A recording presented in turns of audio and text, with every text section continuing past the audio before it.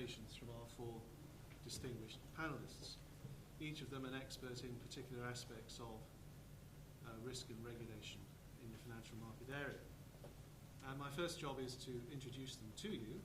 On my left is Paul Woolley, who is a senior fellow here and an honourable professor at York University. He is also the man who founded the Paul Woolley Centre for the Study of Capital Market Dysfunctionality, an interesting title for a centre. Before coming into the academic world, he had a very distinguished career in the financial sector. But since all the panelists have asked me to be short in introducing them to you, I will draw a line at that. But I could go on for some time describing all the things he has done. On my immediate left is Michael Power, who is also a professor here and an accountant, and in charge of the ESRC Centre for the Analysis of Risk and Regulation, known by the acronym CAR, C-A-R-R. He is also a non-executive director of St James Place plc, and has recently published an extremely interesting book called Organised Uncertainty, Designing a World of Risk Management. On my extreme right is Charles Goodhart, who has an extraordinarily illustrious career as well. He particularly asked me to be brief, so I could simply say that he is a part-time sheep farmer, which I am assured makes a huge loss. But he has also, in his career, been advisor to the Bank of England on financial stability, and has also had a role on the Monetary Policy Committee of the Bank of England. So he has extraordinary experience in the times we have been living through. And finally, on my immediate right is Julia Black, who is a colleague of mine in the law department, has been a visiting fellow at All Souls, Oxford as well, and she is also a research associate of CAR, C-A-R-R. And her primary area of research and teaching is in regulation, and I try to spend most of my time persuading her to concentrate on financial regulation, which I suspect takes up more time than any other kind at the moment. So we now just proceed to the, if you like, the more important part of the evening, which is to get on with the short presentations.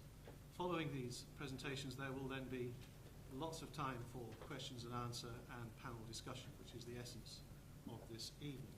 So if I may, I would call first on Paul Woolley to talk to us about his topic, which is on how financial markets should be understood and the critical role of intermediaries and associated problems of principal and agent relations.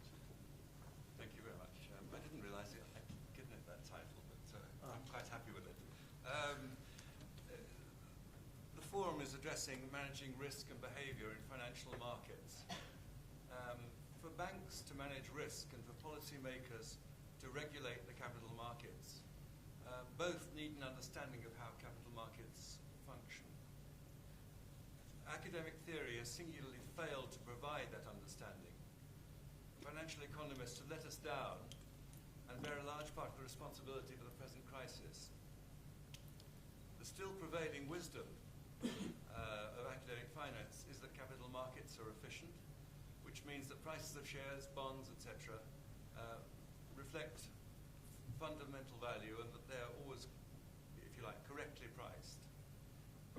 Speculation, according to the prevailing paradigm, speculation is thought to ensure that markets are self-stabilizing. Led by the Chicago School of Economists from the 1960s onwards, the proponents of efficient markets have actually mocked anybody who disagrees with them. The whole edifice of capital market theory, which has been built progressively over the decades, has been built upon the notion of efficiency in perfect markets.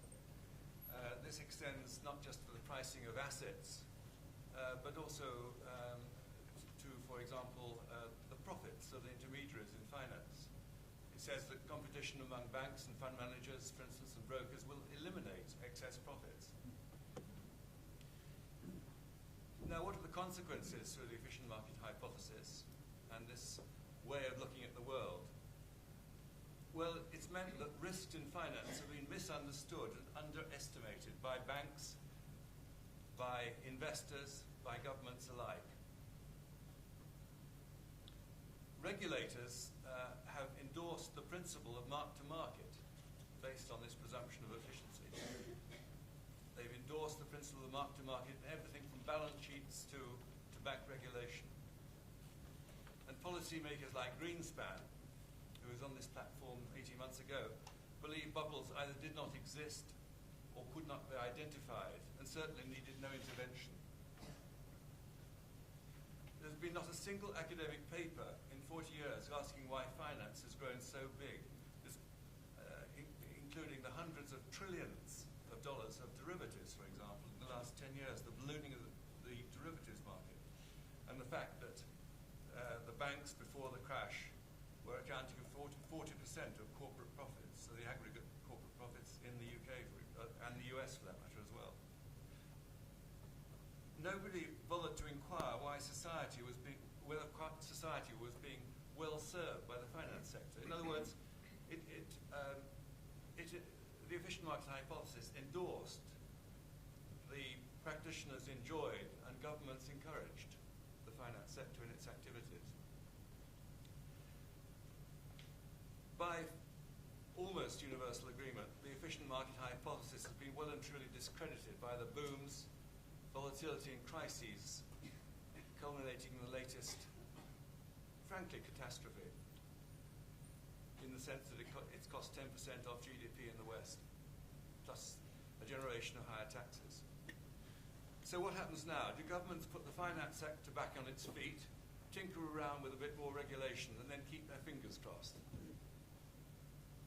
What should and absolutely has to happen is that we develop a better understanding of how finance works, develop more realistic theories. In the background, over the last 20 years, there's developed a theory based on behavioral biases, psychological biases. The behavioralists are very much in the minority with their models of finance based on psychological biases and preferences of investors and other market participants. Unfortunately, basing theories of finance on irrational behavior will never offer a satisfactory replacement. Behavioral theories are partial, applying only to subsets, often offsetting each other, and will never give rise to a unified science-based theory of finance. Fortunately, there is an alternative. The single biggest mistake of existing theory has been to ignore the role of agents in finance. Agency theory isn't new. It's actually been developed for corporate finance, but not applied in asset pricing, for example. The problem is that agents, and by agents I mean banks, fund managers, brokers, etc., this agency problem arises from the fact that the agents have more and better information than the principals being the pension funds as well as individual customers and investors. They have better information and they have different objectives from their customers. Moreover, the customers have difficulty monitoring the agent's competence and diligence. Work is going on at LSE in Toulouse, indeed in the centres of capital market dysfunctionality no less, to rewrite finance theory by taking account of this agency problem. There are two major consequences. First, it shows how mispricing and bubbles arise even though all market participants are acting rationally. It's a mistake to believe, as many are now saying, that simply because markets are perceived to be irrational, it follows that this means that all the participants are irrational. Not at all. If you can explain bubbles in a rational framework, as you can once you start to introduce agents, it gives hope of finding corrective measures. In fact, the policy implications are already spilling out from the work we're doing. So the agency problem, once you introduce agents into the analysis, gives rise to mispricing. But the second and fascinating aspect of the work, based on contract theory, we can show how the agents are in a position to capture the bulk of the returns from the productive economy. Let me repeat that. We show how agents, the finance sector, financial institutions, are in a position to capture the bulk of the returns from the productive economy. Heavens above, they're meant to be a utility, simply matching together suppliers of funds and use of the funds. This line of research, adopting contract theory, explains risk-taking, excess profits, and crises, again in a rational framework.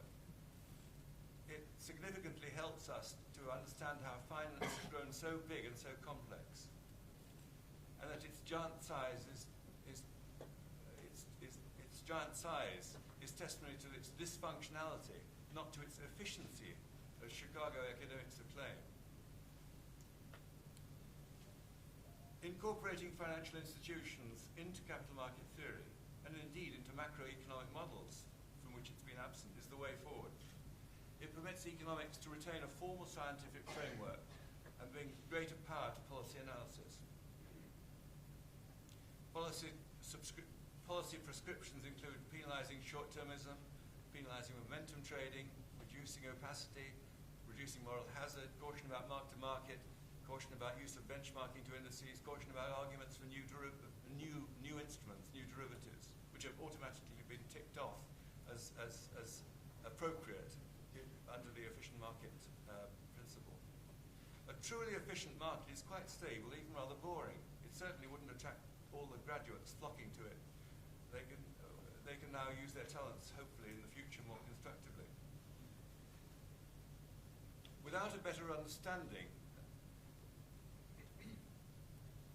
of how finance works, and without a better theory of finance, we're in danger, we would be in danger of putting Humpty Dumpty, the finance sector, back on the wall. But unfortunately, his next fall will threaten capitalism itself. Thank you, Paul. If we could now come on to Michael Power, and I understand he is going to talk to us about risk management within financial institutions. Thank you. Good evening. Good evening, ladies and gentlemen. As Paul has said, the financial crisis is a product of a failure to fully appreciate agency issues, both a theoretical failure and a practical failure. I'm going to argue that there's also a failure of knowledge. In some sense, the financial crisis is both an ethical and epistemological crisis. And Lord Turner, no less, said that the roots of the financial crisis lie in a wide-ranging intellectual failure. But of course, it's much easier for individuals to be hauled into the dock of the Treasury Committee than it is for ideas and systems of thought. But I'm going to be talking about what I think are the micro foundations of this macro crisis, in particular risk management practice. And I suppose the question I want to ask is, rather like banks, are some ideas too big to fail? And do we keep them going at all costs? I'm going to be challenging the conventional wisdom that supports the idea of enterprise risk management.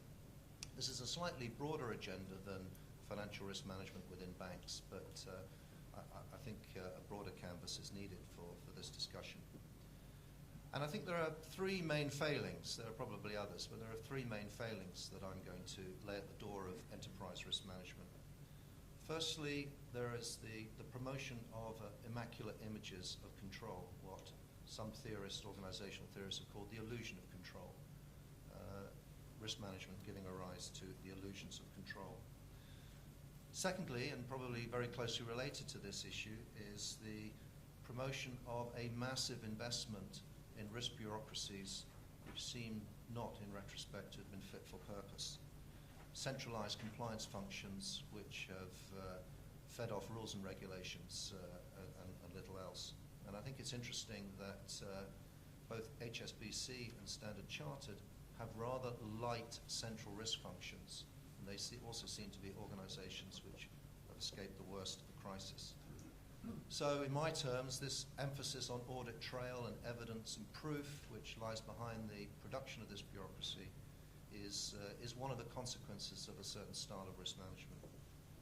And thirdly, a certain style of risk management has promoted a very hollow and technocratic conception of risk appetite. And one of the reforms I will be suggesting is a more expanded and more ethically sensitive notion of risk appetite as an operational reality within organizations. So, in the face of this illusion of control, what does risk management need to do? Well, I think there's a widespread consensus amongst consultants and others who think about this that they need to get away from that and generate forms of risk management and mechanisms for encountering uncertainty rather than producing boilerplate solutions and certified statements of assurance that things are under control. Organizations need to get a lot better about encountering and talking about the very real uncertainties that they face, and that would include banks. And not just as an academic exercise, but to be capable in a mature way of generating actions, sensible actions, on the back of those reflections. Against the problem of risk bureaucracy, I think organizations and regulators need to reflect on the kind of compliance mentality and how that has led to quite an imbalance in the constitution of risk management within banks and other organizations. An imbalance which has led to the crowding out of a more intelligent type of risk management which is focused on the imagination of different possible states of the world, the thinking of the unthinkable.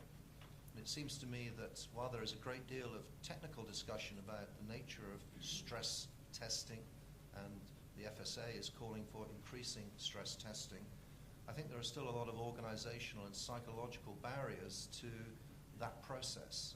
Stress testing that I've come across in some organizations has been just tweaking the present in a certain kind of way that isn't too uncomfortable.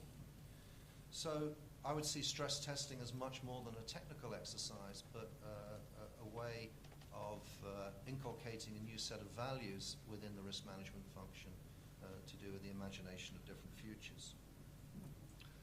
And against the more technocratic understanding of risk appetite, which does have its place, I think there also needs to be a design rebalance within risk management itself.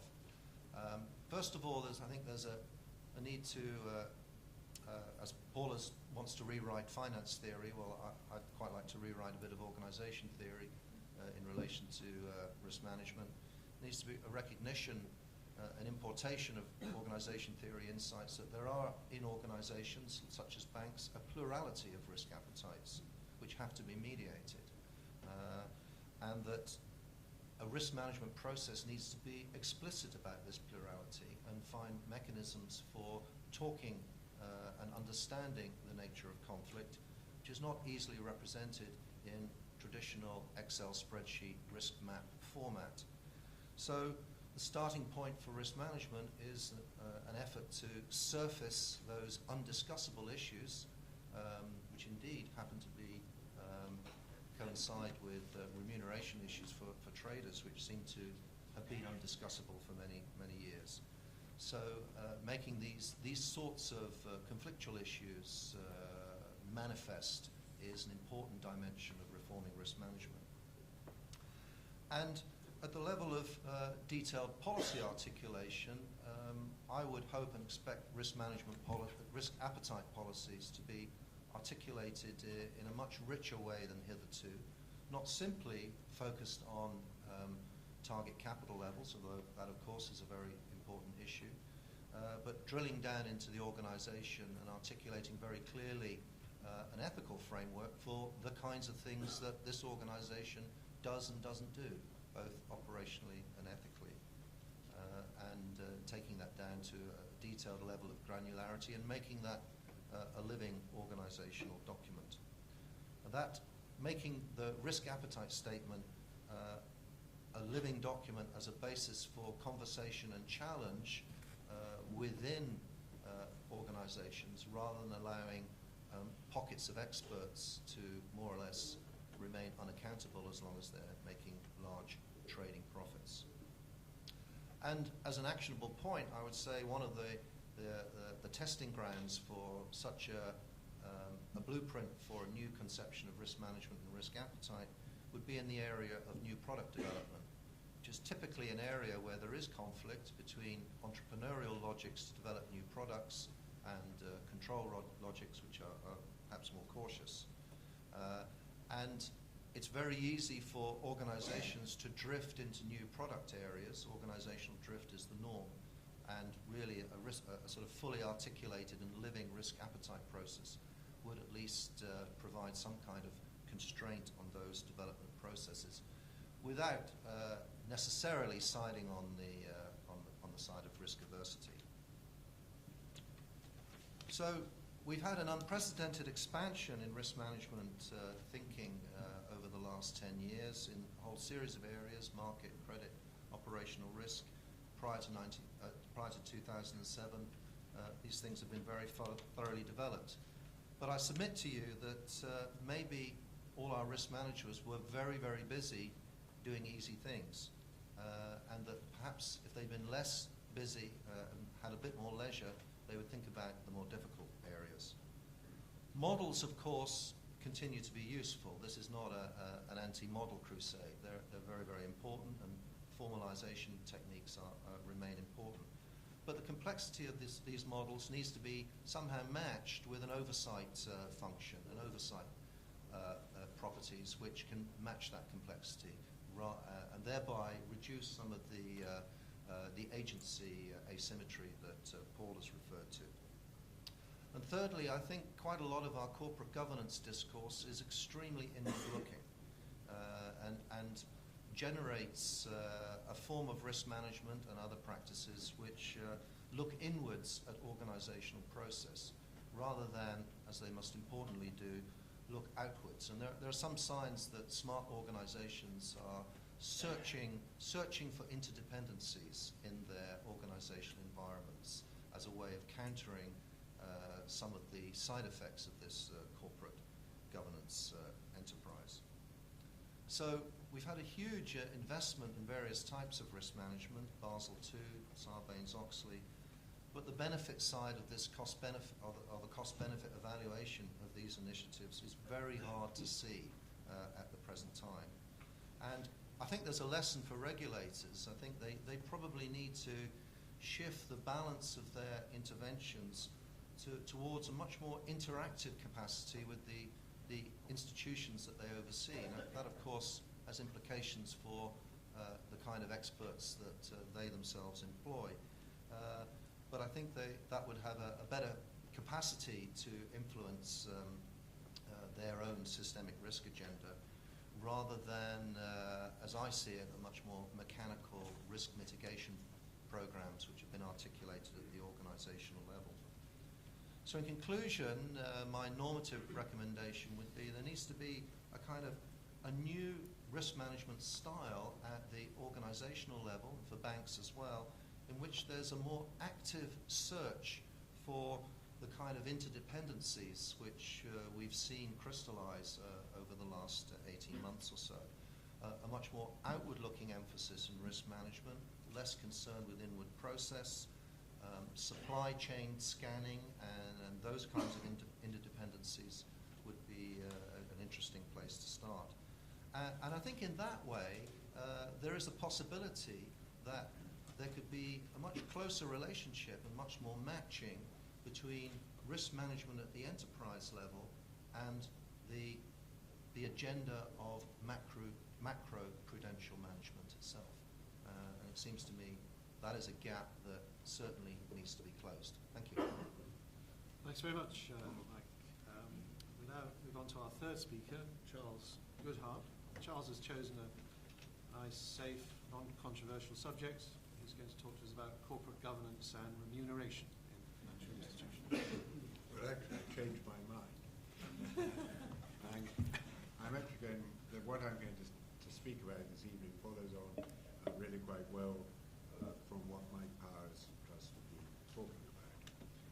But I'm going to organize it in part by going back to that splendid distinction that Donald Rumsfeld made between the known unknowns and the unknown unknowns. Now, the known unknowns is another way of really talking about risk, because risk is where you know the probability distribution of outcomes, even though you don't know the outcome itself. Well, the unknown unknowns is uncertainty, where you don't even know the probability distribution. Now, I'm going to assert that the tendency for human beings is to try and make sense of their world by putting what in effect usually turns out to be far too much weight on recent and very often their own personal experience as a means of assessing risk and transforming the real uncertainties around us into risk that you can try and calibrate and measure and adjust for. Now, there are a number of problems with the way that people go about trying to do this risk assessment. Frequently, we don't even make use of all the available evidence. And a typical example of that, indeed a very sad example of that, was the subprime debacle in the United States. Now, that very largely arose from the fact that appropriate, decent, good data on housing prices in the US only really went back to the 1950s. And if you looked at housing prices in the US and took the US as a whole, housing prices in aggregate over all regions in the US never really ever went down significantly over that whole 50 years. Housing prices in certain regions did. New England, for example, in the early 1990s, Texas when oil prices went down, and so on and so on. But if you diversified over the whole of the United States, then housing prices had never significantly fallen. And if you then extrapolate through splendid quantified measure housing prices into the future on the basis of this past experience, then you presume that the probability of housing prices going down significantly was very close to zero. Now, when I say that they didn't take account of all the available data, in many other countries, housing prices had gone down. In Australia and in other countries, and of course they'd gone down in the United States in the interwar depression. So the assumption that you could treat the 50 years from the 50s to 2005 as representing all the known available evidence was simply mistaken. But if you believe that housing prices will never fall, then in fact subprime was perfectly justified. All these CDOs, treble A's, were perfectly justified. And making loans to people who had no income, no jobs, and no assets, the ninja loans, was also perfectly justified. How come? Well, the answer is if anything went wrong, you would reclaim the house itself, and since the house was now worth more than when you made the loan, you would be able to get back all your money. So it was effectively riskless, because it was all based on the value of the house. And that sort of assumption that based on this short period of history was all you needed to do to assess probabilities really went very far. And people simply accepted these credit ratings. If you read the studies on what actually happened in these big finance houses, for example, Cowen's nice book on the House of Cards about Bear Stearns, they never actually seriously thought that they were risking the bank. They were dumbfounded by the actual failure of their own banks. They simply didn't appreciate risks because they relied on rather simple-minded quantification rather than looking at the broad sweep of history and a wider range of evidence, which is one of the reasons, and here I'm talking my own book, why those of us who are old still have something to contribute. The reason why we've got something to contribute is not because we're wiser. When you reach my age, you start becoming less wise because your brain cells collapse. But we have had more experience, and it is the excessive weight on your own individual recent past experience experience that causes a lot of the damage. Next, I want to again argue that the available experience, even if taken broadly, and indeed the whole sweep of history, only represents a tiny subset of what might have happened.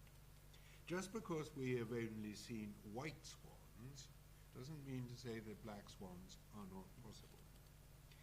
It's a mistake to believe that the past, any more than the future, was predetermined and had to happen. It didn't. A whole range of different outcomes could always have occurred, which means that if you try and use quantification, econometric techniques, and all the rest of it to assess future probabilities, you were in fact only drawing from a very small sample of the range of things that could have happened and may yet happen. Now finally, and most important, humans learn from their experience and from their mistakes, unlike inanimate objects. Thus, when the same circumstances occur, inanimate objects behave in exactly the same way. So using statistical and other mechanisms for trying to assess the future effects of what happens if you, say, heat up some kind of chemical is perfectly valid. But you can't do that for humans, because once you have learnt from an experience, you will behave in a very different way. Which is one reason why the politicians' attempt to deal with the crisis we've just had by establishing early warning systems is absolutely bound to failure. Because the way that we behaved in the past will not be the way that we will behave in the future. Because even the Americans will now appreciate that when housing prices rise above some level, the likelihood of a significant decline is quite considerable, and they will adjust their behavior. So insofar as you can perceive that a particular line of action caused a crisis in the past, it will not cause a crisis in the future. It will be something else which is new, which we haven't appreciated, that occurs because we're all blind to new developments that will cause crisis in the future. And that means that early warning systems, which are almost by definition based on what happened in the past, won't actually work very well. Now, of course, all that is what is known as the basis of the Lucas critique, which is it is very difficult to build models because behavior changes as policy and as experience changes. And the attempt by macroeconomists has been to shift models onto what is known as deep parameters and micro foundations. But that has proven effectively to be wrong, not because the concept of what they were trying to achieve was wrong, but its application was. The problem was that the micro foundations that we used for these macro models were actually not based on fundamental human behavior. And here I'm feeding back into the kind of area that Paul has been talking about. For example, people only have a limited ability to process information, time and ability. And so the rational inattention model is far better than the rational expectation model. Again, because we've got limited time and limited processing ability, we have to learn frequently from others, and that leads to herding. And also, and here is where I finish, human beings are both selfish, and if they feel that they can get away with things to their own benefit, they will do so. So that when you've made a contract to pay somebody, you can get away without paying them, you will actually do so. Which means that a propensity to default in your promises is one of the key features in the way that we all behave, unfortunately. And that means that default is a very key element in any model. And of course, default was critical and crucial in the crisis that we just had. And there was no default whatsoever, of course no default, really no role for financial intermediaries in the main macro models that we were using. So just as Paul is trying to get more agency theory into models, I'm trying to get default and the proper role for financial intermediaries into models in a series of exercises that I'm doing. So I entirely agree with Paul. There's a long way to go, both with macro theory and financial theory. And one of the great failures of this crisis was a failure of economics, which is now needing to take a much more humble stance. It was a failure of economics almost as much as it was a failure of financial regulation and a failure of banks and banking. So with that mea culpa, I will end. Thank you, Charles. It was the Queen's question, wasn't it, who asked the economists why didn't anyone see this coming? Well, actually, a lot of people did, but because nobody had appreciated the circumstances, because many of these circumstances were new, nobody had taken any notice of those who did call. I could give you a whole series of names, and I could give you a whole series of papers where there was clear and apparent significant concern about the possibility of a serious financial break coming down the road. But it just wasn't taken, nobody took much notice of it. Thank you. Let us come on to our final speaker, who is my colleague in the Law Department, Julia Black. And Julia, I hope this time the speaker might say something that is broadly aligned with what's on this piece of paper, but I'm told that she's going to talk to us about the challenges for regulators in regulating risk. I am indeed, and I have to say that we are a prime example of defaulting on promises, because we made a promise to ourselves that we would all speak for 5 minutes, and everybody so far has completely defaulted on that promise. And I'll probably do the same, but I will try and keep it brief. It's a hard act to follow. You've had a lot of different ideas thrown at you, and I will pick up on some of those and what I'm going to talk about. I'm focusing on the regulators themselves. As Charles said, there's been issues in relation to regulatory failure, but then regulation is both the problem and also the solution. So it was the problem in many sort of diagnoses that give rise to the crisis or aspects of it, but it's also the thing to which people turn, obviously, to provide the solution to it. And what I want to focus on is really the functional aspects of regulators themselves and the challenges I suppose the organisational challenges that in managing risk that Mike was talking about within the private sector are mirrored and echoed within the public sector, within regulators themselves. And I think there are many challenges that regulators face in regulating risk in this area, and moving just from their micro level to their macro level. First of all, the regulators themselves focus and have traditionally on individual firms. They're their individual units of assessment. Now, the issues that they have there are actually trying to move from a point in time analysis of the position of the firm and the risks it faces at that time to an anticipatory stance as to, well, what are the risks it may face in the future, and how will it handle and how will it deal with those risks. And talking to financial regulators, trying to get their supervisors, trying to get assessments which are forward-looking, which are anticipatory in that way, is a very difficult thing to do. Regulators have started to move around with issues of, for example, putting in a time sensitivity on their assessments, trying to get directions of travel indicators, etc., etc. However, as Mike said, one of the issues about risk management is the illusion of control that it can give. And as Charles was mentioned just before, really what regulators are having to assess here is not so much risk, but uncertainty. And though they build their risk management models, then there's a recognition, at least among some, that risk management and risk assessment of firms themselves is an art, it's not a science.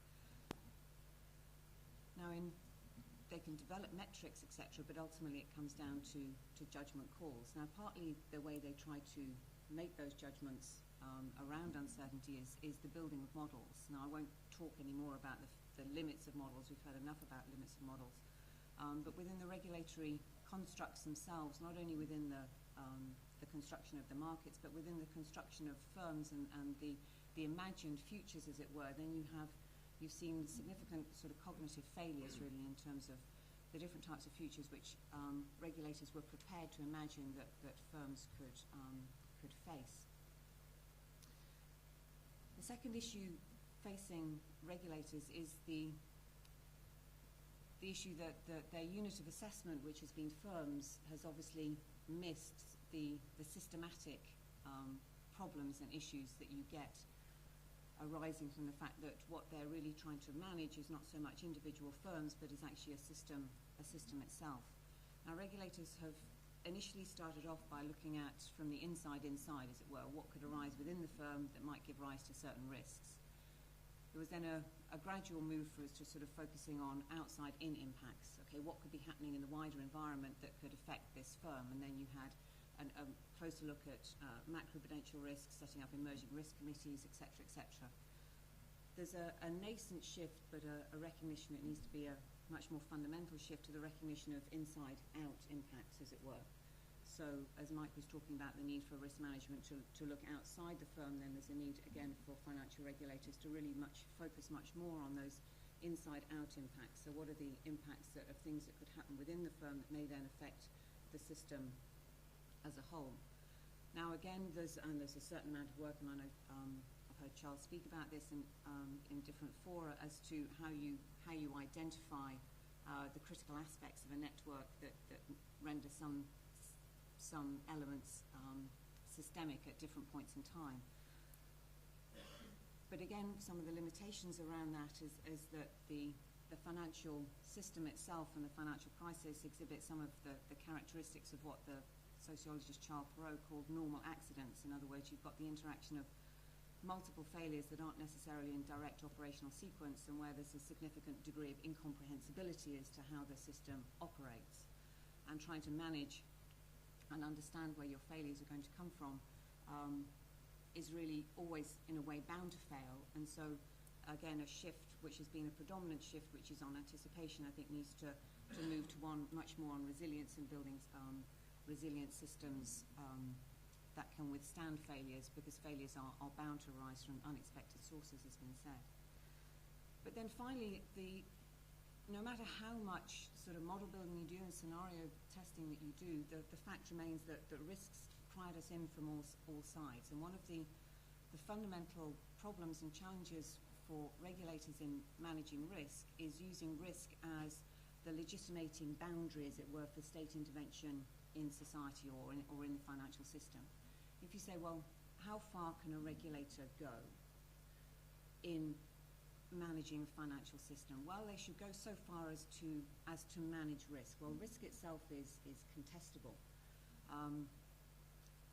and so using it as a boundary, as it were, a legitimating device, is always going to be very unstable.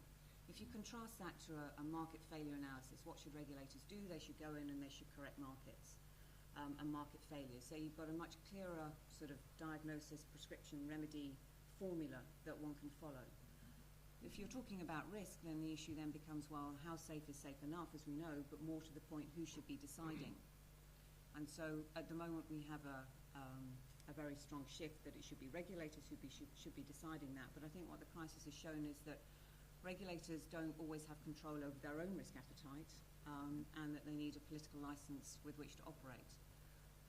And whereas at the moment the sort of political fervour is in favour of regulators stepping in to manage almost any imagined risk, it won't be long before that there's a swing against that, and in which case regulators will then be in the position, or in danger of being in the position as they were before, of being the sort of grannies who sit on the side telling people that they should really go out with an extra coat on because it's looking a bit chilly out, and as being equally as disregarded as they were previously.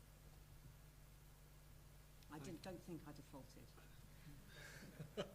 Very good. Thank you very much, Julia, and thank you for helping us get back on track on the timetable. So we now move on to the Q&A panel discussion part of the programme. So it's very much over to you, failing which it might be over to me, but I would just scan the audience briefly for hands going up. Yes, sir. I wonder whether, before you ask your question, if you feel able, you could just tell us briefly who you are and where you're from. It's entirely up to you, but it might be quite illuminating. Is this working, first of all? I can hear you very well. Geoffrey Hosking, University College London. I'm an emeritus professor of history. I'd like to take up a point that Charles Goodhart raised, especially in his little epilogue, which is that quite a lot of economists in one way or another foresaw the recent crisis, but they were either ignored by their colleagues or indeed may have suffered in some cases, certainly didn't get research funding and so on, or maybe even got demoted or dismissed. There's a certain evidence of herd mentality about what's been going on, and I think this is a very serious issue, and one that needs to be addressed. Perhaps all large firms should have a licensed jester whose job it is to question institutionalized assumptions.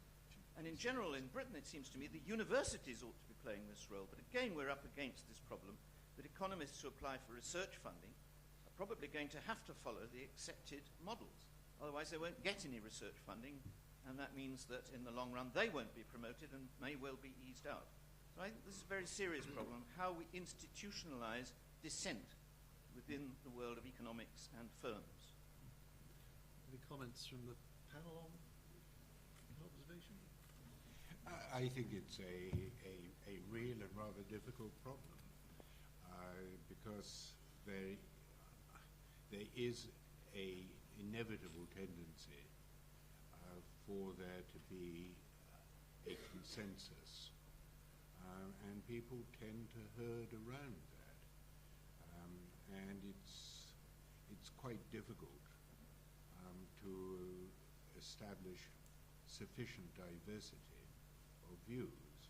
Though there are times when I think you will get a very considerable diversity of views, and I think in the aftermath of this crisis, in my own subject, there will be quite a furore and a diversity of views, because the consensus view really appears to have fallen rather on its face.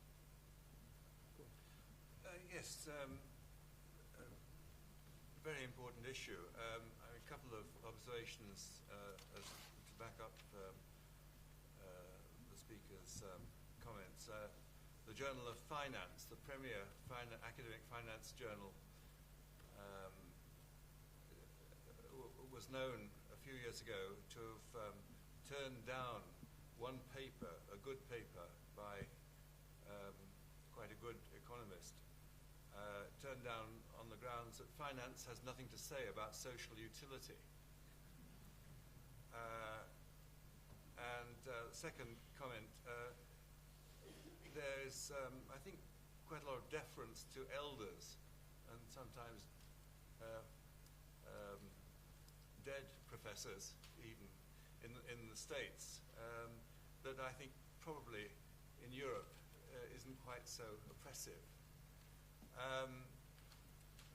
The behaviourists who started writing their papers, which were the sort of forerunners of a challenge to the efficient markets as long ago as the early 80s, really took 10 years to make any headway at all, and are still dismissed by the majority. Even at the LSE, when I came here, wanted to start my Centre for the Study of Capital Market Dysfunctionality. One or two nameless senior professors here said, we like the idea and the funding, but could you really call it something else, please? It's a bit embarrassing, and let's have a competition for a better name. 3 months later, the financial world started to fall apart, and I was no longer regarded as an eccentric, but a little more mainstream. I think it's a very important question about institutionalizing dissent, and if we can't do it in the university sector, we have absolutely no right to point at corporate boards and say there should be more challenge and criticize the risk management process, for example, and other aspects of organizational life. We have absolutely no moral high ground to do that. And I think there are various culprits for this, this normalization of academic life. I mean, Normal science is, of course, as Kuhn said, an important part of the fabric of intellectual endeavour, but the normalisation is not. And I blame the research assessment exercise, pure and simple.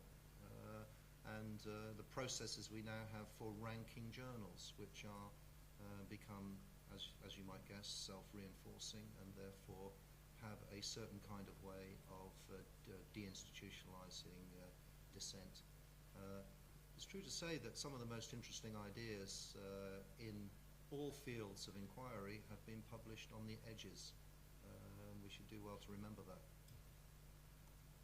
Paul, your reference to social utility does, of course, have echoes of Lord Turner's now famous remark about banks being engaged in a number of activities which are socially useless. A number of us feel he might perhaps have been referring to the credit derivatives market, which seems to consist largely of banks taking bets amongst each other without having any particular exposure to any underlying risk. An activity which I understand the Chinese have now banned, according to the FT of a couple of days ago. One wonders if they can do it, why can't we do it? If it is socially useless, which it would seem to be, and if it is extremely risky, is it right to keep putting this off and saying, well, we're going to provide for more capital one day, but we haven't worked out how much yet? Why don't we just get on and say we can't do this anymore, because you can't really manage this risk. You've had years and years to try and manage it, and you haven't. Would you like me to come on that? A couple of things. First of all, derivatives. The word means something that's derived from the primary markets. And if you have mispriced primary markets, the derivative markets are equally mispriced. And in fact, they inflate the whole scale of the distortion. So you've got this sort of endless growth of the size of the financial sector based on an expansion of something that never stabilizes, and the growth of the problem is just multiplied endlessly. It is extremely dangerous. There's one aspect that really must be addressed quite promptly, in my view, which is until 2006, you could explain the price of most commodities, individual commodities, on the basis of the supply and demand for the underlying commodity, whether it's wheat, oil, shipping futures, whatever. Beginning, they were sometimes volatile, but it was because of harvests or surges in demand for the underlying whatever. But beginning in the middle of this decade, the financial services sector started investing in commodities on a big scale. Both pension funds encouraged by their fund managers, the investment banks, the money came in, passively invested, but also actively managed. And something like $500 billion very quickly came into the commodities market. And the trouble is, it is highly destabilizing.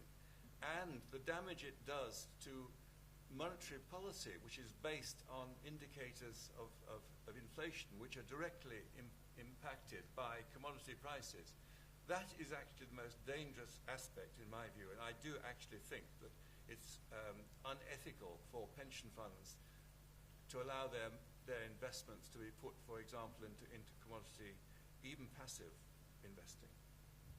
Thank you.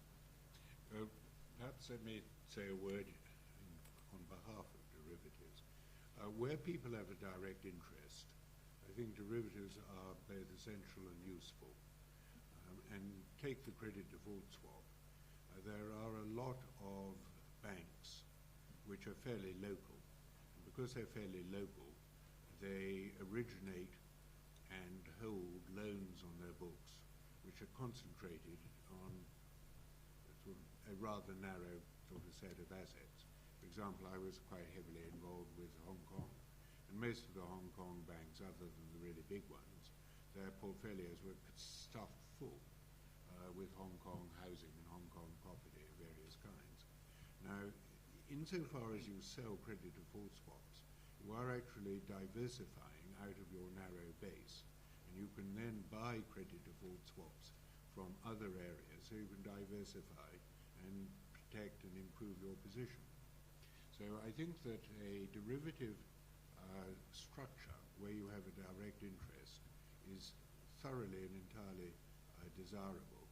And moreover, besides where you have a direct interest, you need to have market makers in these kind of instruments. The area which is undoubtedly more dubious is where people do not have a direct interest, and you can describe CDS as a form of insurance. And in the insurance market, you're not allowed to insure, and I can't insure your life, because if I did, I would have an interest in coming quietly in the night and cutting your throat, which might not be an entirely desirable thing. So in insurance, and you should think of CDS as insurance, you're really only allowed to do this where you have a direct interest. Where you don't have a direct interest and you're not a market maker, then effectively you're a speculator. Now, the question of whether speculators are good or bad speculators is a very deep one.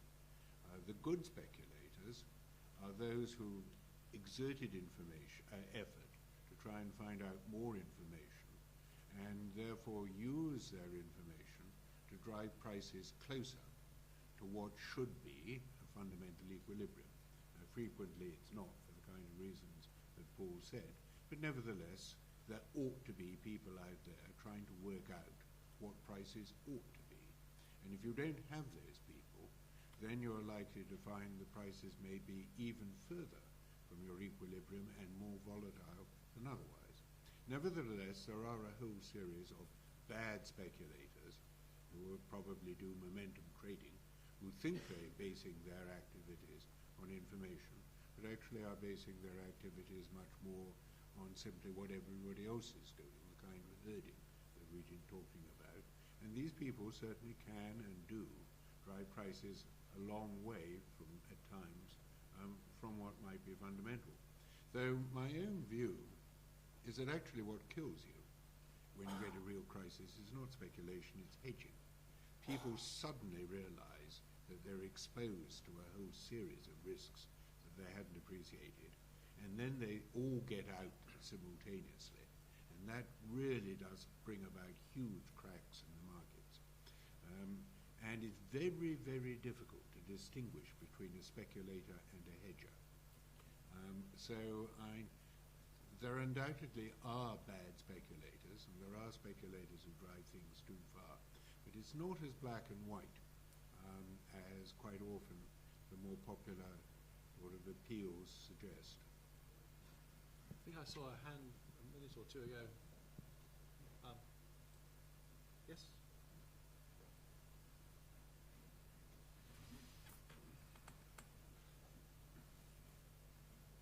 Okay, good evening. I am an economist, so I don't know whether I will be beaten up this Could you evening. speak up a bit? I would like to raise a couple of points. One concerns one point that has been raised by Professor Goodhart, is that we cannot expect crisis to have the same shape every time, because the behavioral response is going to be different every time. But this is quite a bit at odds, with some of the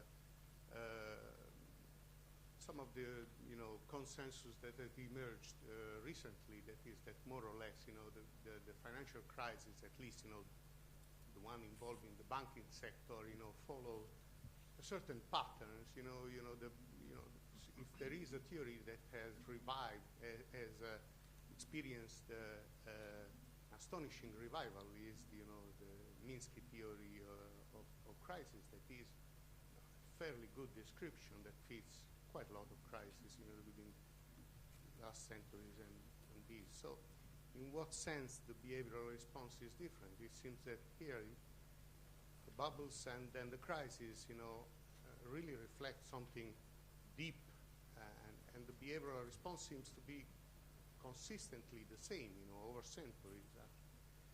The second point is something that hasn't been raised, and in my opinion is quite important. It is agency theory for regulators, let's say, you know. I mean, in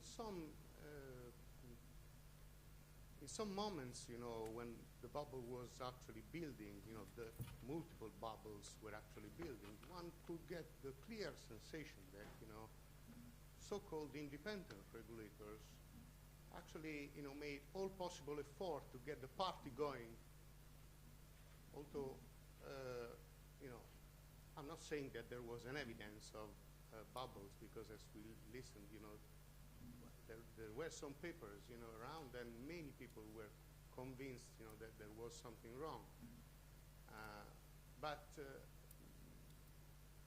if you look at monetary policy, for example, okay, it's not regulatory policy, but if you look at monetary policy in the US, you know, after 2001, you know, I think, you know, you get the clear impression that there is something wrong, you know, that interest rates were too low for quite a long time, you know, I mean, and how to explain, you know, this fact, you know, I mean, it's not a simple mistake, in my opinion. There is something deeper.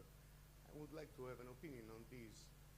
It might be capture or whatever, you know. Let's listen. Anyone care to comment on that? Well, I'm glad you mentioned Hyminski. He's one of my favorite economists. But what Hy was really saying was that when you have good times, it actually sort of suckers everybody into taking on more risk, because particularly since memories are fairly short, people always tend to extrapolate their own recent experience of good times into the future. The key moment when we should have all known that disaster was about to strike was when our Prime Minister said that he had abolished boom and bust. And that was absolutely straight down the Hyminski playbook. It's just when everyone believes that things are going wonderfully and that the future will be wonderful too, that everyone then overextends because risk appears to have been removed from the system. But of course it hasn't. And because everyone overextends, because they think risk has been removed, then you get the crash. And crashes occur not after bad times, but after a whole series of good times. And that was one of the key points that Hyminski has stated. It's very difficult being a regulator, because if you are a regulator, you have to start worrying most when everyone else isn't worrying at all. And that's very difficult to do in a world in which we're all looking at everybody else and reading in the newspapers. You know, we all read the FT, and depending on what sort of conventional views are, it's very difficult to go against conventional views. But that is exactly what a good regulator has got to do, and it's hard. Can I just come in on that? I think it's important to recognise that regulation isn't is partly a technical exercise, but it's also a political exercise. And so one of the issues, as Charles said, is if you're a regulator coming in, then you basically got to be saying, look, the party's got to stop. Now the point is, it's very hard, because you're once dealing ultimately with uncertainty. You know at some point that it will all go horribly wrong, because that's going to be the pattern, but you just don't know when. So the issue for the regulator is, do you call it too soon? Now the issue is the same for firms, actually, because if they do call too soon, then they step off, and in a competitive market environment, then they get punished by the market for doing so. But in a regulatory context, then you've got a significant political momentum. Politicians like good times, particularly if elections are coming up or rolling in. And for a regulator to stand up and say, no, the party's got to stop now, is a very difficult thing to do. Now, there's one answer which people are moving towards in relation to that, is to say, okay, well, let's be like monetary policy, okay?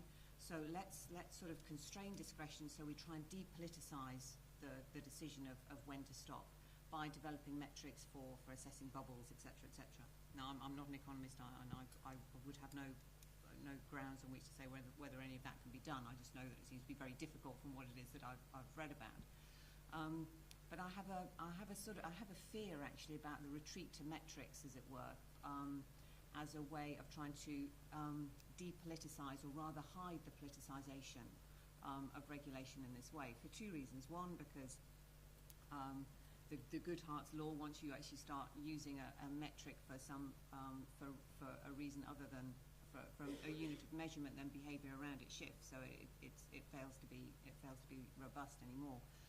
But then the second thing is because it pretends basically that this is a technical exercise and is not a political exercise. And so one may try to build in mechanisms, say, oh, you've got to be counter-cyclical, etc. You've got to sort of wheel back. But ultimately, as I say, regulators need political license in which to operate. And if they don't actually have that backing, then they will be resigned back to being a series of worried aunts and being called in front of their legislatures if they're seen to be cracking down too hard and requiring the party to stop. Particularly if they suffer first mover disadvantage, as it were, and they choose to move out of step with the rest of the sort of international community. So. Thank you. Yes. Hello. I have a question about the public finance, the relationship between the hard public finance and the bank risk. I want to know the world's financial crisis root cause is we haven't managed the bank risk, or the root cause is American government said it's imbalance between the emerging market and the developed countries. Such, for instance, the American should cut spending, and China should spend more. So, what's your opinion about the root cause of the world financial crisis? Thank you. All these questions are definitely for economists rather than lawyers, so I look around for colleagues here to help. Well, on China, I do think that there is a need for Chinese authorities to start switching demand more towards domestic demand and away from net exports. There's a general view that this has been due to the Chinese households saving enormous quantities, of the enormous proportion of their income, because of a shortage of social services, no pensions, no health insurance, and all that. And whenever I go to China, I tend to tell my colleagues or whoever I meet there that the problem with China is it's not sufficiently a socialist economy because it doesn't provide enough social services. But a large proportion of the savings in China arise as a result of savings made by corporations. And one of the issues there is that Chinese corporations should be put under much greater incentives to shift a significant proportion of their profits, which have been very large, back either to the state in the form of corporation tax or in the form of dividends. Because there's no profit maximization, and because the heads of the Chinese SOEs tend to move up a political hierarchy rather than solely being concerned with profit maximization. There's a tendency for Chinese state-owned enterprises to amass as much money as they can in order to expand their total output, the total size, rather than going for profit maximization. Yes, indeed, there needs to be a lot of changes to deal with the fundamental imbalances, both in the West and in Asia, and both sides need to undertake adjustment. I wonder if I could just... Oh, I'm sorry. Yeah.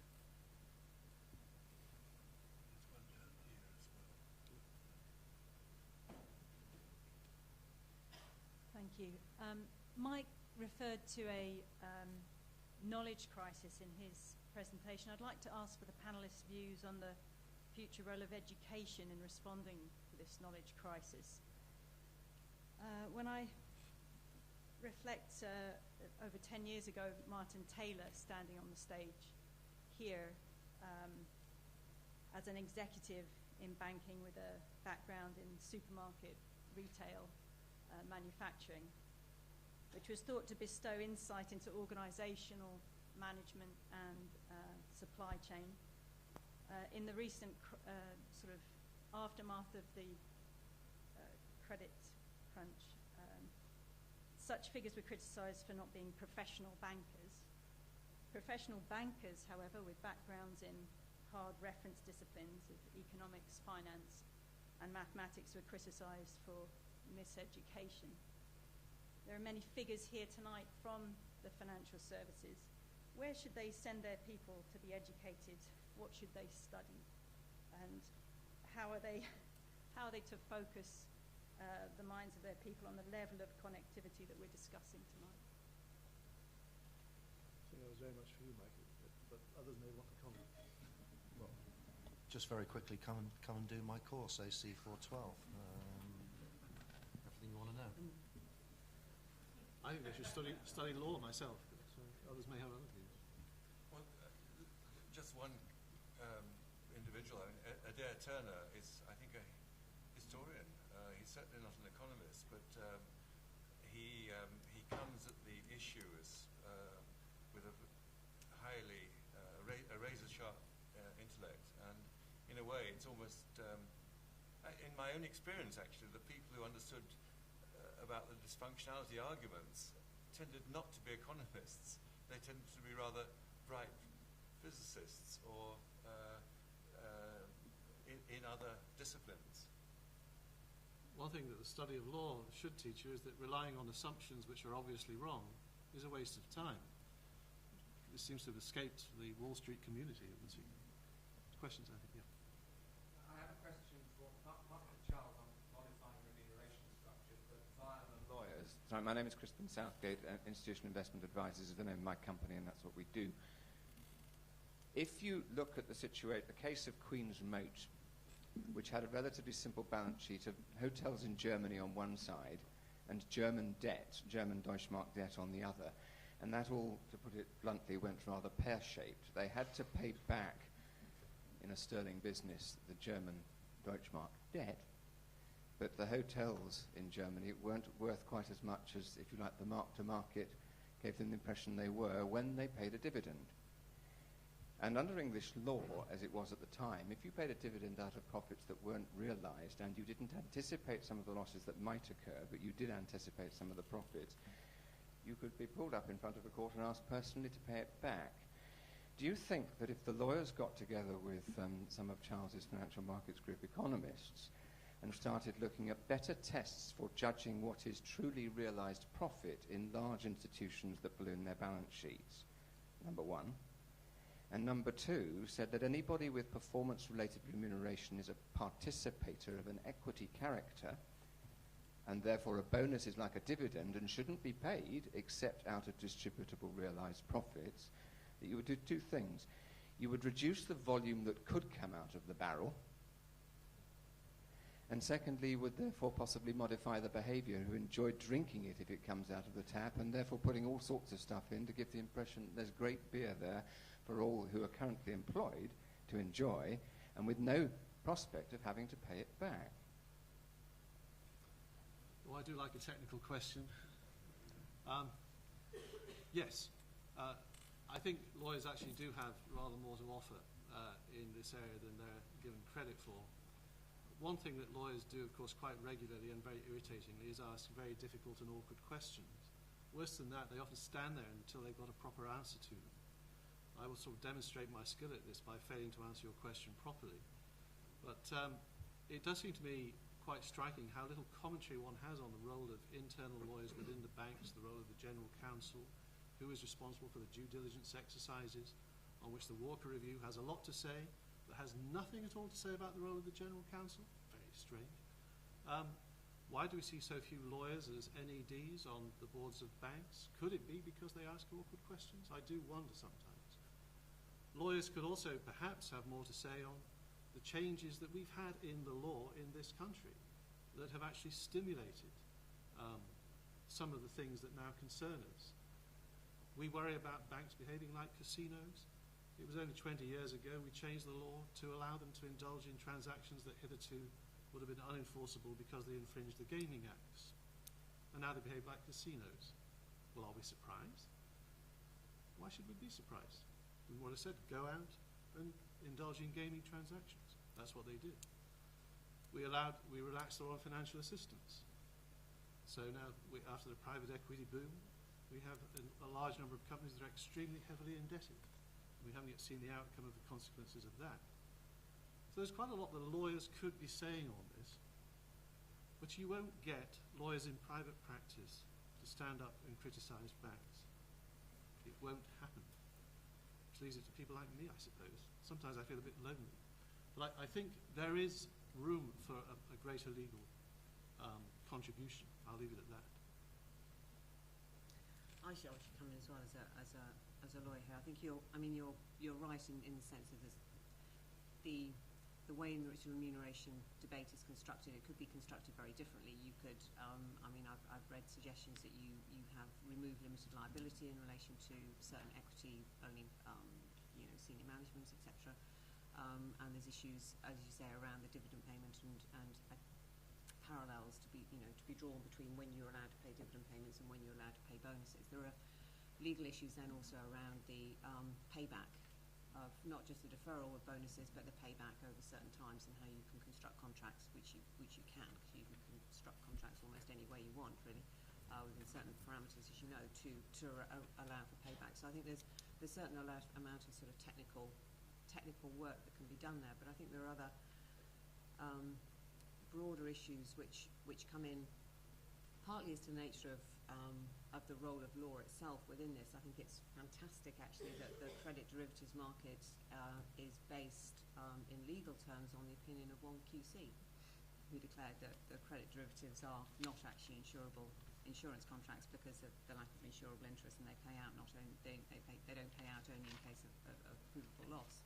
And in terms of how the markets create legal instruments which are legal only because everybody believes them to be so, I think is a sort of excellent area of study, which also isn't investigated. But I think there's a broader point here about institutionalisation of opinions and of views, and it goes back to the education point and the other points that were made earlier, which is those that often have the most contribute here also have banks as their biggest clients. And there's going to be a certain resistance, as it were, to turning around and criticising perhaps some of your biggest clients and the way that they behave, and wanting to they're not only your biggest clients as institutions, but as high net worth individuals, they're very lucrative clients as well. And you might not necessarily want to curtail that high net worth by proposing things which are going to severely penalise their bank balances. So I think there's also there's a bigger question here about the institutionalisation of opinion, I think, as well within the legal community, and not just in the academic community. It's not only lawyers; it's accountants as well. And one of the main sort of drivers of what happened was the generalised adoption of mark-to-market, which effectively meant that when asset prices were going up, even though this might in the longer term be unsustainable, this went right through not only to capital but to profits. And they were paying bonuses and dividends and so on out of what they thought under mark-to-market were actually higher profits and a stronger capital position. And when the asset prices turned round, then of course everyone was shown to be that it wasn't really so. But the great difficulty here is that if you don't like mark-to-market, what is a better accounting yardstick? And the accounting problems are just as difficult as the legal problems. Yeah, just as a postscript to that discussion, one of the things that astonished me as I looked at risk management practice over the last 5 or 6 years is the way that risks around remuneration completely dropped through the hole, as it were, was not covered. The REMCO dealt with the level of remuneration for senior executives, but had nothing to do with risk. And these issues were kind of not to be discussed at risk committees. So it was one of those issues which falls through the hole in practice, and yet it's lecture 1 of any decent risk management course. So that was truly a surprise, and of course now Walker is attempting to plug that gap.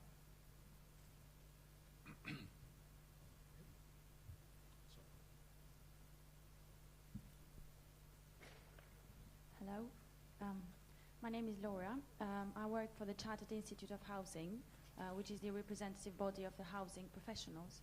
And I just was struck by something in the presentation of the third speaker, when he was talking about this underlying belief that investors and banks and capital funders had relative to the price of housing prices, and the fact that during the last 50 years in the United States, housing prices had been going up, and so there was this assumption that they would continue to go up.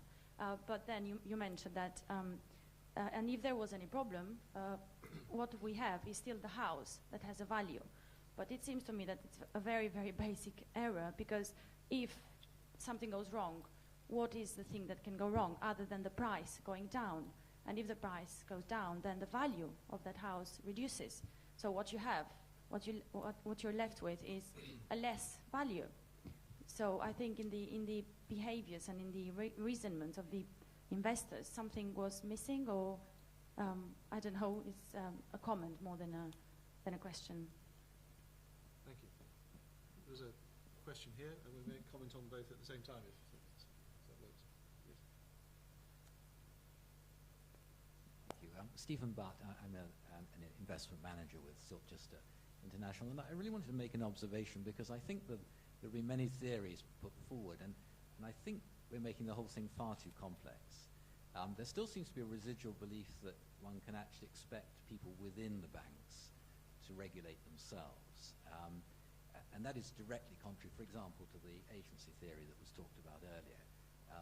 No banker is going to argue for more capital and less risk. I mean, it simply doesn't happen. So it has to be taken out of their hands, and it falls with the regulators and nowhere else. And okay, regulation can be lonely, but that's the nature of the job. I mean, it's no good a soldier saying it's kind of lonely when people start firing at me and immediately start retreating. That is the job.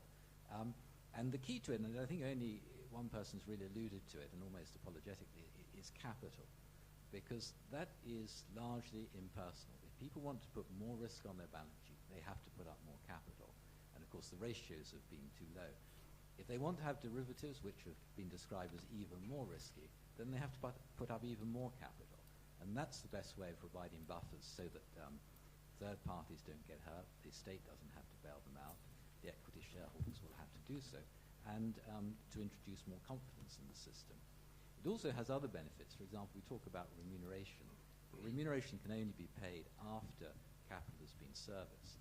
Now, obviously, if you don't have to put up much capital and you can generate a lot of revenue on the derivatives book, then you feel that you can pay it all out, because what has been the cost involved? But if you had to put up a large tranche of capital to back that, that has to be paid for first. And there isn't the room for the unreasonable discretionary bonuses. Now, if you've serviced your cost of capital and you've been properly capitalized and you've made lots of money, well, then, of course, there's no real problem with sharing that out and paying it out. But it all comes back to capital, not relying on judgment of bankers to get these things right. Comments from the panel? Of course, one of the great tricks the bankers have pulled off is that they've got a way of relying on capital without having to service it. They rely on the implicit guarantee of the taxpayer. That's the best form of capital you could have if you're a bank, and that's what they've got at the moment. Precisely. Yes, no, quite so, yes. No.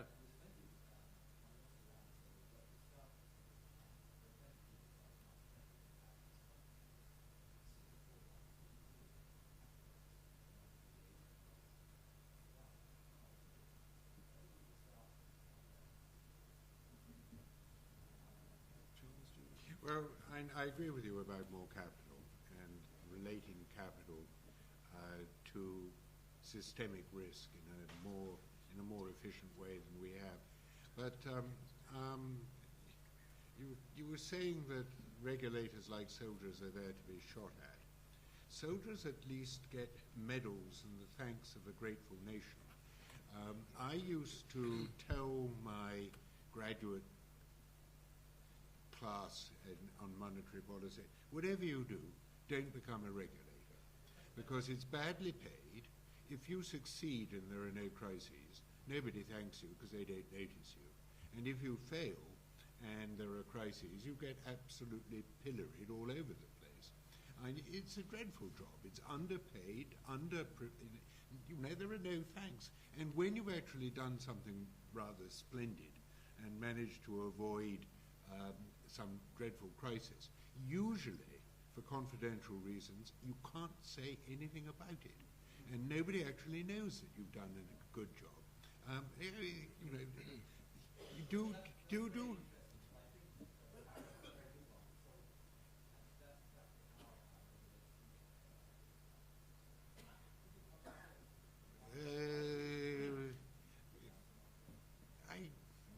I think they have a lousy job.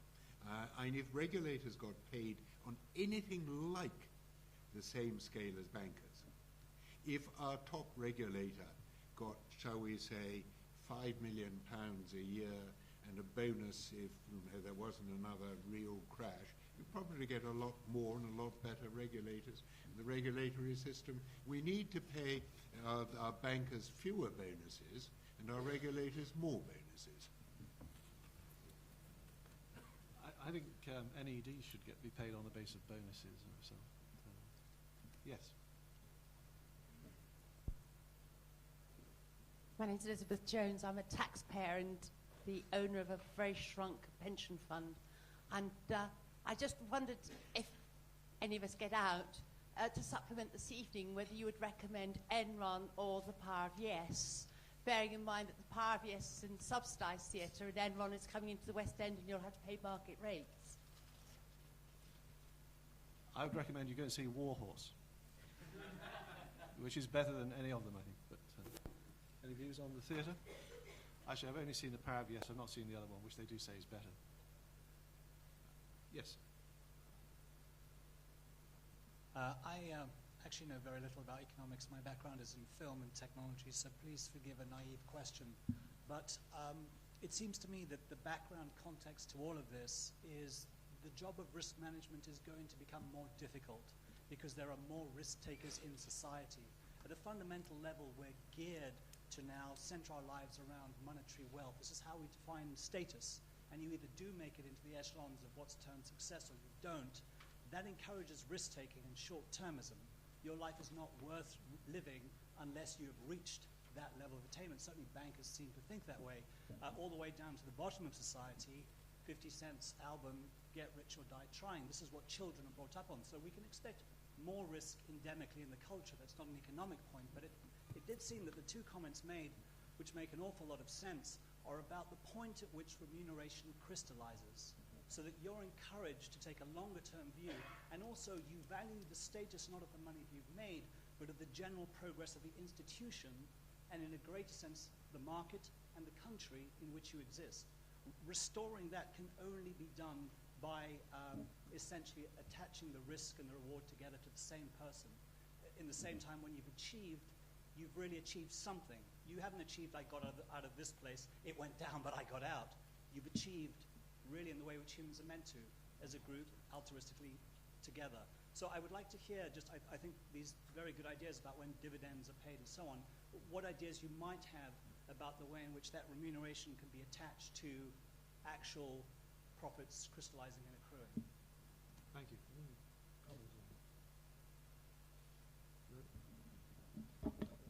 No, it's a very nicely articulated, not at all naive point. So thank you very much. I mean, I think it's true to say actually that share-based remuneration does achieve some of that, and quite a lot of the remuneration component of senior executives was lost through the decline in share values. But you're absolutely right, and there are considerable efforts at the moment to try and align the longer term with remuneration packages, and I sit on a remuneration committee, and we struggle with these things all the time. One of the strange episodes right at the moment is in some ways through this very tough period the executives have really shown their class, and there is no way to reward them for that because all the metrics are geared to bear market type phenomena. So it's quite interesting. You don't have to feel sorry for them at all, but it's quite interesting that precisely when you want to reward people for exceptional performance in staying afloat, you can't do it. Just to come in, I mean, there are technical aspects about, you know, the linking of remuneration to risk and reward, which people are looking at the moment. I think one of the things to bear in mind, and I think one of the other reasons why it's important, comes back to this issue of the perception of risk. I think it's worth bearing in mind that for a lot of the people involved in the markets at the time, there was, and this is where I think the moral hazard argument really doesn't have that much weight, is that they never really thought that they were taking that much risk at all. And so this idea that they were rational, calculating actors that were sitting there thinking, well, do you know what, it could all go hairily wrong, but if it does, the taxpayer will bail us out, wasn't actually necessarily part of the conscious assessment, because they didn't actually think they were taking that much risk. And so, again, it comes down to your perceptions of risk. Now, if the linking of long-term pay to reward helps them to recalibrate, as it were, their assessment of whether they're really taking on that much risk, then paradoxically, the fact that they don't think they are should incentivize them to actually sign up to longer lock-in periods, as it were. However, I don't think people are going to be necessarily that consistent in how they see it, but I think it is something to bear in mind. Well, time has moved on. We're over our deadline. But I'll use my chairman's discretion to allow one last question on strict condition that's very short.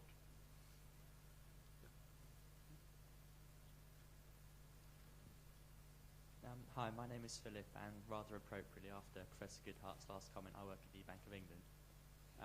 But I was going to ask quickly your opinions on John Kay's recent proposal of a Tobin tax by splitting up the casino operations with payment services, both in terms of its likely pragmatism and also in providing financial services. So, yes, if each member of the panel would like to give a short answer, that would round things off very nicely. Paul?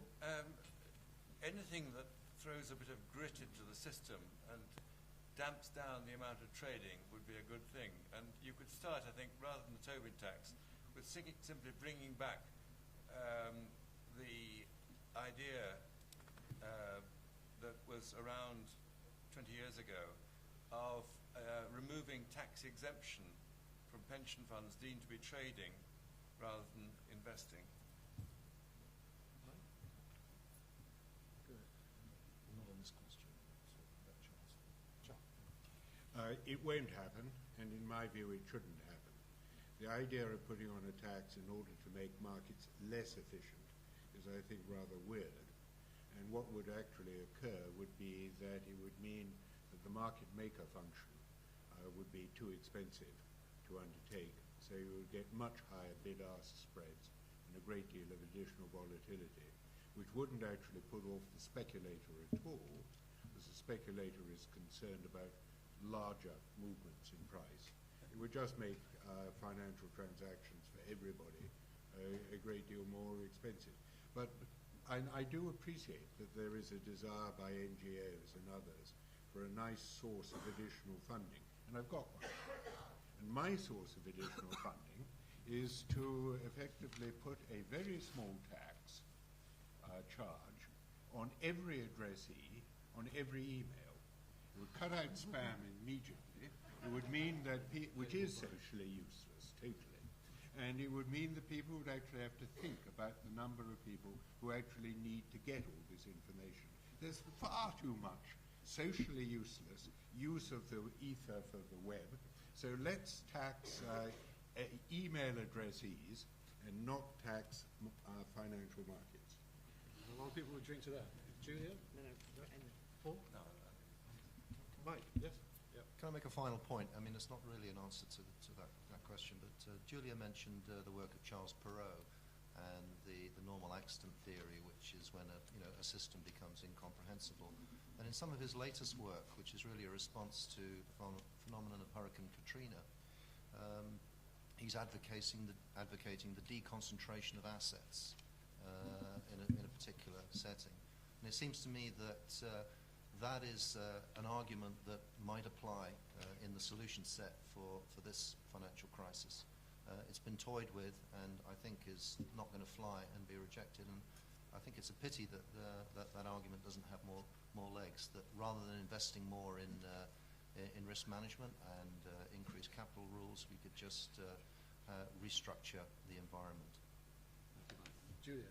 Okay, I just have one thing on unintended consequences, which is that if you impose a tax on the transactions, etc., then you give governments an incentive to ensure that you have many transactions occurring because they're reaping a tax benefit from it. And so I just worry about the incentive effects for governments actually in the way that they design their tax structures and the impacts that will then have on the regulation and then the markets themselves. Okay, well, we probably need to round things up quite outrageously using Chairman's discretion. My last remark would be that I can't help feeling there's a lot of displacement activity going on. Tax this, require extra capital for that, risk manage this. I think the best answer is, as they used to say, just say no. Anyway, thank you all very much for coming this evening. Could I ask you to show your appreciation for the panel? Thank you.